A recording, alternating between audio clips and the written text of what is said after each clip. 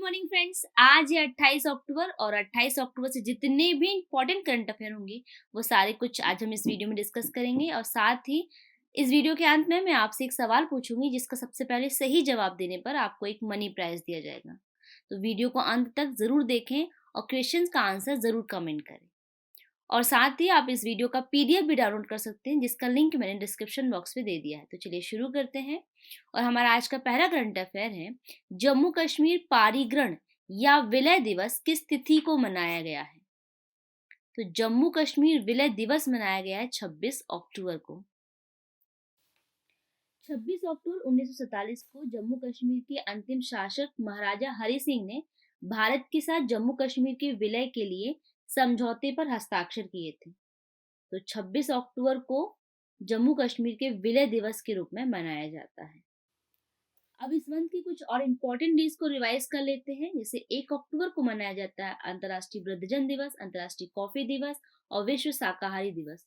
2 अक्टूबर को होता है अंतर्राष्ट्रीय अहिंसा दिवस, गांधी जयंती, लाल बहादुर शास्त्री जी की जयंती और विश्व पर्यायवास दिवस। 3 अक्टूबर को होता है विश्व प्रकृति दिवस। 4 अक्टूबर को विश्व पशु कल्याण दिवस। 5 अक्टूबर को मनाया जाता है विश्व शिक्षक दिवस और राष्ट्रीय डॉल्फिन दिवस। 6 अक्टूबर को होता है विश्व सेरेब्रल पाल्सी दिवस। 7 अक्टूबर को मनाया जाता है विश्व कपास दिवस। 8 अक्टूबर को होता है भारतीय वायुसेना दिवस। 9 अक्टूबर को मनाया जाता है विश्व डाक दिवस। 10 अक्टूबर को पहली बार मनाया गया है पहला राष्ट्रीय अच्छा विनिर्माण अभ्यास दिवस और विश्व मानसिक स्वास्थ्य दिवस भी मनाया जाता है 10 ही अक्टूबर को। 11 अक्टूबर को मनाया जाता है अंतर्राष्ट्रीय बालिका दिवस। 12 अक्टूबर को मनाया जाता है विश्व दृष्टि दिवस, राष्ट्रीय किसान दिवस, विश्व गठिया दिवस और राष्ट्रीय गैम्बो दिवस। 13 अक्टूबर को होता है अंतर्राष्ट्रीय आपदा जोखिम न्यूनीकरण दिवस। अक्टूबर के दूसरे शनिवार को मनाया जाता है विश्व प्रवासी पक्षी दिवस, जो कि इस बार 14 अक्टूबर को पड़ा। और 14 ही अक्टूबर को मनाया जाता है विश्व मानक दिवस। 15 अक्टूबर को मनाया गया विश्व छात्र दिवस, वैश्विक हाथ धुलाई दिवस, विश्व सफेद छड़ी दिवस और अंतर्राष्ट्रीय ग्रामीण महिला दिवस। 16 अक्टूबर को मनाया गया है विश्व खाद्य दिवस।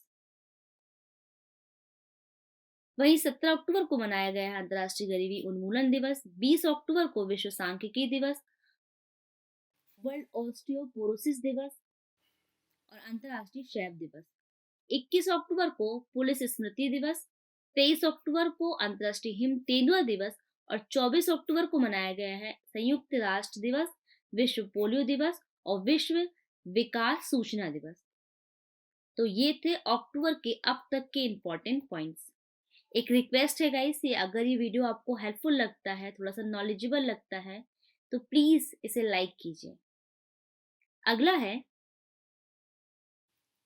भारत ने किस देश के नागरिकों के लिए वीजा सुविधा को पुनः बहाल कर दिया है? तो भारत ने कनाडा के नागरिकों के लिए हाल ही में वीजा सुविधा को बहाल कर दिया है। कुछ दिन पहले भारत और कनाडा के बीच राजनयिक संबंधों के तनाव के कारण भारत ने कनाडाई लोगों के लिए वीजा सेवाओं को निलंबित कर दिया था, किंतु अब फिर से भारत ने कनाडा के नागरिकों के लिए वीजा सेवा शुरू कर दी है। हालांकि वीजा सर्विस अभी 4 कैटेगरियों में ही दिया जाएगा। वो कैटेगरी है एंट्री, बिजनेस, मेडिकल और कॉन्फ्रेंस। अच्छा, कनाडा, तो मैप में देख लेते हैं हम कनाडा को। तो ये है मैप में कनाडा। कनाडा की राजधानी है ओटावा, यहाँ के प्रधानमंत्री हैं जस्टिन ट्रूडो और यहाँ की करेंसी है कैनेडियाई डॉलर। अगला है, भारत चुनाव आयोग द्वारा नेशनल आइकन के रूप में हाल ही में किसे चुना गया? तो भारत चुनाव आयोग द्वारा नेशनल आइकन के रूप में चुना गया है राजकुमार राव को। फिल्म अभिनेता राजकुमार राव को भारत चुनाव आयोग द्वारा नेशनल आइकन के रूप में चुना गया है। ये है फिल्म अभिनेता राजकुमार राव। अच्छा, भी पुमा इंडिया ने मोहम्मद शमी को अपना ब्रांड एम्बेसडर नियुक्त किया है। वनडे विश्व कप 2023 के लिए सचिन तेंदुलकर को ब्रांड एम्बेसडर बनाया है। हाल ही में जियो मार्ट के नए ब्रांड एम्बेसडर बने हैं महेंद्र सिंह धोनी। हाइसेंस ने रविंद्र जडेजा को अपना ब्रांड एम्बेसडर बनाया है और लॉरियस स्पोर्ट्स ने नीरज चोपड़ा को अपना ब्रांड एम्बेसडर बनाया है। अगला है, बीसीसीआई द्वारा भारतीय महिला क्रिकेट टीम के मुख्य कोच के रूप में किसे नियुक्त किया गया है? तो बीसीसीआई ने भारतीय महिला क्रिकेट टीम के मुख्य कोच के रूप में नियुक्त किया है अमोल माजुमदार को। बीसीसीआई के पूर्व क्रिकेटर अमोल माजुमदार को भारतीय महिला क्रिकेट टीम का मुख्य कोच बनाया गया है। ये है पूर्व क्रिकेटर अमोल माजुमदार। अब क्रिकेट की बात की है हमने, तो हाल ही में वनडे क्रिकेट में सबसे तेज 2000 रन बनाने वाले खिलाड़ी शुभमन गिल बने हैं। विराट कोहली इंटरनेशनल क्रिकेट में सबसे तेज 26,000 रन बनाने वाले बल्लेबाज बने। वनडे विश्व कप में सबसे तेज 1000 रन बनाने वाली दुनिया के पहले खिलाड़ी डेविड वार्नर बने। अंतर्राष्ट्रीय क्रिकेट में सर्वाधिक छक्के लगाने वाले खिलाड़ी बने हैं रोहित शर्मा। नेपाल टी20 में 300 रन बनाने वाली पहली टीम बनी। बीसीसीआई ने एसबीआई लाइव को डोमेस्टिक और इंटरनेशनल सीजन के लिए ऑफिशियली पार्टनर चुना। पुरुष क्रिकेट एशिया कप 2023 का खिताब हाल ही में भारत ने जीता। आईसीसी कप के लिए दिल जश्न बोले एंथम सॉन्ग रिलीज हुआ और नेपाल टी20 में 300 रन बनाने वाली पहली टीम बनी। ये 2 बार लिख गया है। अगला है, किस राज्य की जमरानी बांध परियोजना को हाल ही में केंद्र सरकार द्वारा मंजूरी दी गई है? तो जमरानी बांध परियोजना ये हाल ही में शुरू की गई है उत्तराखंड राज्य में। केंद्र सरकार ने उत्तराखंड में जमरानी बांध बहुउद्देशीय परियोजना को पीएम कृषि सिंचाई योजना के तहत सिंचाई लाभ कार्यक्रम में शामिल करने को हरी झंडी दे दी है और यह परियोजना पीएम कृषि सिंचाई योजना कार्यक्रम के तहत पूरी की जाएगी और साथ ही यह परियोजना उत्तराखंड के साथ साथ उत्तर प्रदेश के कई जिलों में सिंचाई, बिजली और पेयजल की सुविधा भी उपलब्ध कराएगी। तो सही आंसर हो जाता है इस क्वेश्चन का उत्तराखंड। अब उत्तराखंड, तो मैप में देख लेते हैं हम उत्तराखंड को। तो ये है मैप में उत्तराखंड।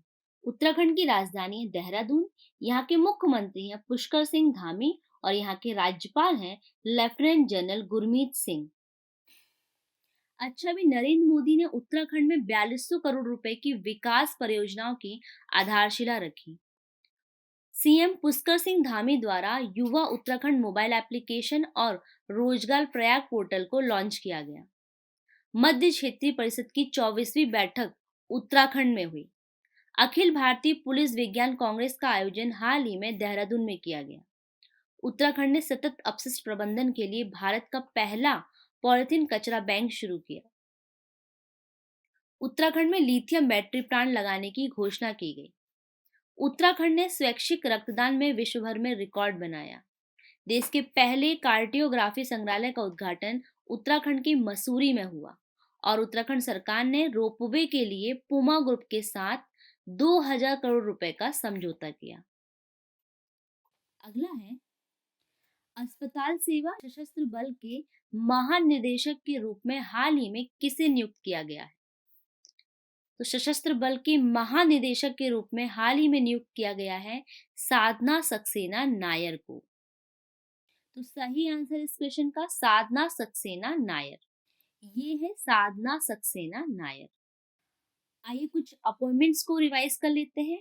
आईआरसीटीसी के सीएमडी के रूप में हाल ही में संजय कुमार जैन को नियुक्त किया गया है। अशोक वासवानी को हाल ही में कोटक महिंद्रा बैंक का एमडी और सीईओ नियुक्त किया गया है। एचपी ने इप्सिता दास गुप्ता को भारत के लिए वरिष्ठ उपाध्यक्ष और एमडी नियुक्त किया है। हुडको के एमडी और सीईओ के रूप में हाल ही में संजय कुलश्रेष्ठ को नियुक्त किया गया है। संयुक्त राष्ट्र में भारत का स्थायी प्रतिनिधि अरिंदम बागची को नियुक्त किया गया है।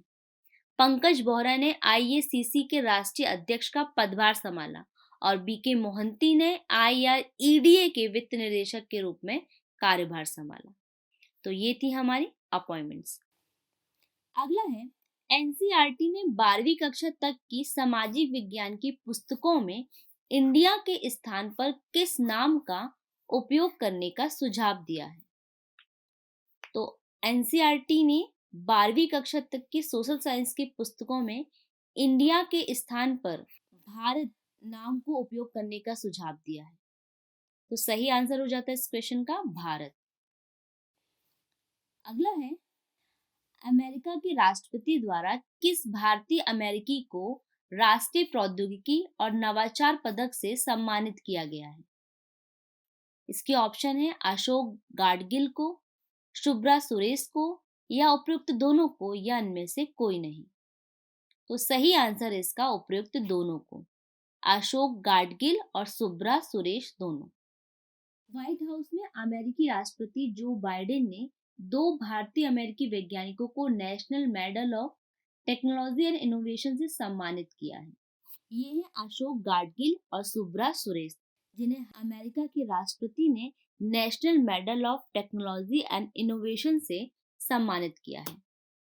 अच्छा, भी बिहार केसरी पुरस्कार से हाल ही में खान सर को सम्मानित किया गया है। हार्वर्ड लॉ स्कूल के वैश्विक नेतृत्व पुरस्कार से डी.वाई. चंद्रचूड़ को सम्मानित किया गया है। डी.वाई. चंद्रचूड़ कौन है? यह हमारे देश के सुप्रीम कोर्ट के चीफ जस्टिस हैं। यूरोपीय संघ के साखारोव पुरस्कार 2023 से जीना महसा अमीनी को सम्मानित किया गया है। Rocketry the Nambi effect film को सर्वश्रेष्ठ फिल्म का राष्ट्रीय फिल्म पुरस्कार मिला। नागा बटालियन को प्रेसिडेंट कलर सम्मान मिला। सिपनोजा पुरस्कार से डॉक्टर जोयिता गुप्ता को सम्मानित किया गया। और सत्यजीत रे excellence in film lifetime award से माइकल डगलस को सम्मानित किया जाएगा। अगला है, पैरा एशियन गेम्स 2023 में निशात कुमार ने पुरुष हाई जंप T47 स्पर्धा में कौन सा पदक जीता है? तो निशात कुमार ने पुरुषों की हाई जंप T47 स्पर्धा में 2.02 मीटर की छलांग लगाकर स्वर्ण पदक जीता है। तो सही आंसर हो जाता है इस क्वेश्चन का स्वर्ण पदक। ये है निशात कुमार। अच्छा, कल ही मैंने आपको बताया था ये जो पैरा ओलंपिक एशियन गेम्स हैं ये कहाँ आयोजित किए जा रहे हैं? ये आयोजित किए जा रहे हैं चीन के हांगजोंग शहर में, और ये चौथे पैरा एशियन गेम्स हैं। अगला है, हाल ही में न्यूट्रोनो टेलीस्कोप खबरों में रहा, यह किस देश से संबंधित है? तो अभी न्यूट्रिनो टेलीस्कोप काफी ज्यादा खबरों में है और ये चीन देश से संबंधित है। चाइना पश्चिमी प्रशांत महासागर के अंदर दुनिया का सबसे बड़ा टेलीस्कोप बनाने जा रहा है और उसका नाम उसने ट्रीडेंट रखा है। यह टेलीस्कोप 2030 तक बनकर पूरा हो जाएगा और उसके बाद न्यूट्रोनो यानी घोस्ट पार्टिकल की स्टडी करेगा। अब ये न्यूट्रोनो या घोस्ट पार्टिकल क्या होता है? तो न्यूट्रोनो या भूतिया कण बहुत ही छोटा, बहुत ही छोटा वो कण है जो हर सेकेंड 100 मिलियन या 1000 करोड़ कण आपके शरीर के हर वर्ग सेंटीमीटर से गुजरते हैं, लेकिन आपको पता नहीं चलता, ना ही वो आपको दिखाई देते हैं, और ना ही उन कण का कोई वेट होता है, ना उन पे कोई आवेश होता है। तो इसी तरह के सूक्ष्म कणों की स्टडी करने के लिए चीन न्यूट्रोनो टेलीस्कोप बनाने जा रहा है। तो सही आंसर इस क्वेश्चन का चीन। मैप में देख लेते हैं हम चीन को। ये है मैप में चीन। चीन की राजधानी है बीजिंग, यहाँ की प्रेसिडेंट है शी जिनपिंग, यहाँ के प्रधानमंत्री हैं ली कचियांग, और यहाँ की करेंसी है युआन। अच्छा, भी हाल ही में चौथे एशियाई पैरा खेल चीन के हांगझोंग में शुरू हुए और चीन ने नेपाल के साथ द्विपक्षीय सहयोग बढ़ाने के लिए 12 समझौतों पर हस्ताक्षर किए। अगला है, हाल ही में बहुपक्षीय अभ्यास मिलन के लिए मध्य योजना सम्मेलन की मेजबानी कौन करेगा? तो मिलन बहुपक्षीय अभ्यास मिलन 24 के लिए मध्य योजना की सम्मेलन की मेजबानी करेगा विशाखापट्टनम, और इसका उद्देश्य लंबे समय से चली आ रही अंतर्राष्ट्रीय समुद्री सहयोग को बढ़ावा देने की परंपरा का पालन करना है। अगला है, हाल ही में कहाँ मत्स्य संपदा जागरूकता अभियान पर कार्यशाला का उद्घाटन किया गया है? तो मत्स्य संपदा जागरूकता अभियान पर कार्यशाला का उद्घाटन किया गया है केरल की कोच्चि में। इस कार्यशाला का उद्देश्य मत्स्य पालन योजनाओं को बढ़ावा देना, विभिन्न मत्स्य पालन गतिविधियों को प्रदर्शन करना और क्षेत्रीय और सफलताओं की कहानियों को प्रदर्शित करना है। तो सही आंसर इसका कोच्चि। अगला है, हाल ही में महिला सशक्तिकरण हेतु FICCI federation of Indian chambers of commerce and industry महिला संगठन ने किसके साथ समझौता किया है? तो महिला सशक्तिकरण को बढ़ावा देने हेतु फिक्की ने गुरु नानक देव विश्वविद्यालय GNDU के साथ समझौता किया है। तो ए ऑप्शन इसका आंसर है। अगला है, हाल ही में किस कंपनी ने माय होम सेफ्टी कोशिएंट पेश किया है? तो माय होम सेफ्टी कोशिएंट ये पेश किया है गोदरेज लॉक्स ने। गोदरेज लॉरिक्स ने अपने 7वें साल के जश्न से पहले माय होम सेफ्टी कोशिएंट का अनावरण किया। त्योहारी सीजन के दौरान अपराध की दर में बढ़ोतरी होने के मद्देनजर घरेलू सुरक्षा को सर्वोच्च प्राथमिकता देने के उद्देश्य से यह सेफ्टी कोशिएंट लॉन्च किया गया है। अगला है, हाल ही में किसने कस्तूरी कॉटन भारत की वेबसाइट लॉन्च की है? तो कस्तूरी कॉटन भारत की वेबसाइट लॉन्च की है पीयूष गोयल ने। पीयूष गोयल ये है केंद्रीय मंत्री। किस चीज के केंद्रीय मंत्री है, क्या विभाग है इनके पास? तो केंद्रीय वस्त्र वाणिज्य एवं उद्योग मंत्री हैं पीयूष गोयल, और इन्होंने ही कस्तूरी कॉटन भारत की वेबसाइट लॉन्च की है। इस पहल का उद्देश्य भारतीय कपास को वैश्विक बाजार में अधिक प्रतिस्पर्धा बनाना और इसमें शामिल सभी हितधारकों के लिए एक स्थायी पारिस्थितिक तंत्र को बनाना है। तो सही आंसर इसका पीयूष गोयल। तो हाल ही में अभी विश्व कपास दिवस मनाया गया। तो कब मनाया गया? ये मनाया गया 7 अक्टूबर को। विश्व कपास दिवस होता है 7 अक्टूबर को। तो गाइस ये था आज का सेशन। अब मैंने कल जो आपसे सवाल पूछा था उसे देख लेते हैं। कल मैंने आपसे पूछा था वर्ष 2024 में ईप्रिक्स के दूसरे संस्करण की मेजबानी कौन सा शहर करेगा? तो वर्ष 2024 में ईप्रिक्स के दूसरे संस्करण की मेजबानी करेगा हैदराबाद शहर। तो सही आंसर इसका हैदराबाद। अब आज का सवाल है, IRCTC के CMD के रूप में हाल ही में किसे नियुक्त किया गया है? इसके ऑप्शन है दिनेश दास को, रामास्वामी N को, या संजय कुमार को, या इनमें से कोई नहीं। फ्रेंड्स, इस सवाल का सही जवाब आप मुझे कमेंट सेक्शन में कमेंट करके बताएंगे, और जितना कुछ आपको इस सवाल से रिलेटेड पता है आप उसमें मेंशन करेंगे, और जो भी इस सवाल का सही जवाब सबसे पहले देगा उसे एक मनी प्राइज दिया जाएगा। इसलिए प्लीज इस सवाल का क्वेश्चन का आंसर जरूर कमेंट करें। Thank you for watching guys. I hope कि वीडियो आपको पसंद आया हो, आपके नॉलेजेबल हो। अगर ऐसा है तो इसे लाइक कीजिए, शेयर कीजिए और चैनल को सब्सक्राइब कीजिए। Thank you for watching. Bye bye.